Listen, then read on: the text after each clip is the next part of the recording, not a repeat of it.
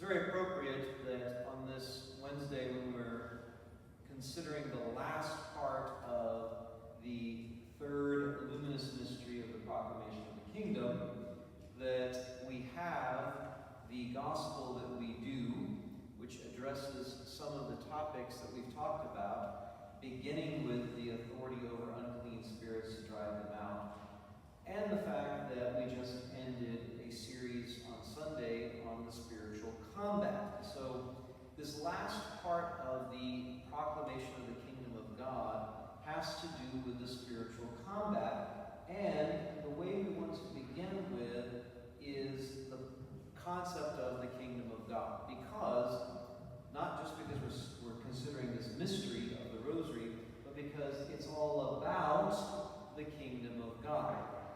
The fact is that because of original sin, Satan has dominion over us, and until we are baptized, or if we are in a state of sin. It's the only two options. It's either a state of grace in the kingdom of God, or the state of sin under the dominion of Satan. And so we, who are weak, who are tempted, need to learn the spiritual combat in order to fight. We have to do that properly.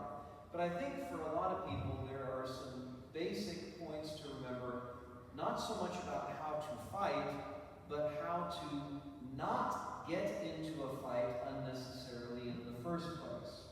Now, the devil is going to tempt us if we are trying to follow Christ, because again, there's only two options, and if we're following Christ, that means he's after us because he wants us out of jealousy and out of spite to God.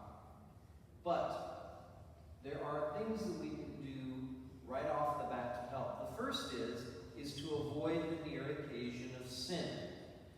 How many of you have the experience, this is rhetorical because I know it's everybody, how many of you have the experience of falling into sin because you are in a situation you did not need to be in, and you have fallen into sin because of that situation? You know that when you hang out with that person, you are going to sin. So stop hanging out with that person. You know if you go online, you are going to get in trouble. So stop going online. You know that if you open the package of cookies, you're not going to be able to stop. Whatever it is, right? Avoid the near occasion of sin as much as possible. Don't trust yourself. Oh, I can have just one cookie. Right. Okay? Don't trust yourself. Avoid the near occasion of sin. This includes idleness, just sitting around and doing nothing. This includes being alone, or worse, being with the wrong people. Again, near occasion of sin. How many times do you end up doing things you shouldn't be doing, or neglecting things you should be doing because the people you're with are not godly people? So I want to be very careful about that. The other area that's very important, it has to do with the near occasion of sin, but it's more in your thoughts. Don't talk to the snake. Don't talk to the snake. What was Eve thinking? There's a snake talking to me. Maybe it's got something good to say. Don't talk to the snake. When the snake tells you, oh, you could just do it once, it's okay. When the snake says, oh, it's okay if you do that, no one's going to get hurt. When the snake says, it's okay, God understands, don't listen to the snake. Don't talk to the snake. Don't say, well, maybe if I just... No. Stop. And if necessary, run away. If you want to get into a fight with Satan, you are going to lose. He is much smarter, and he is much more powerful than you. And you are not going to be protected by God if you say, see ya, I'm going to go have a conversation with the snake. Don't engage to begin with.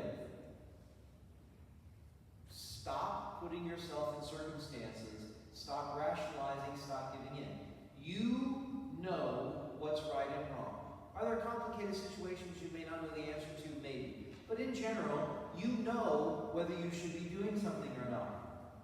Your guardian angel, your conscience tells you, or your parents have told you, or I have told you. You know. So stop. Don't engage. Don't even entertain the thought. It's not an option. The minute you think, well, I could do this, you've already lost the battle. Stop. Don't engage.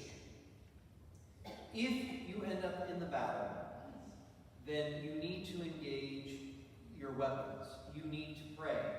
And you need to pray until the temptation is over.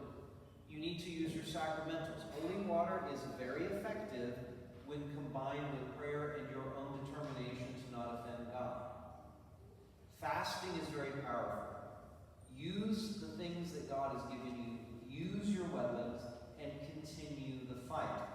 This is part of your training. God allows you to be tempted so that you can get stronger. God allows you to be tempted so you can learn how to fight. God tempts you, or allows you to be tempted so you can grow. Don't let your temptation be an occasion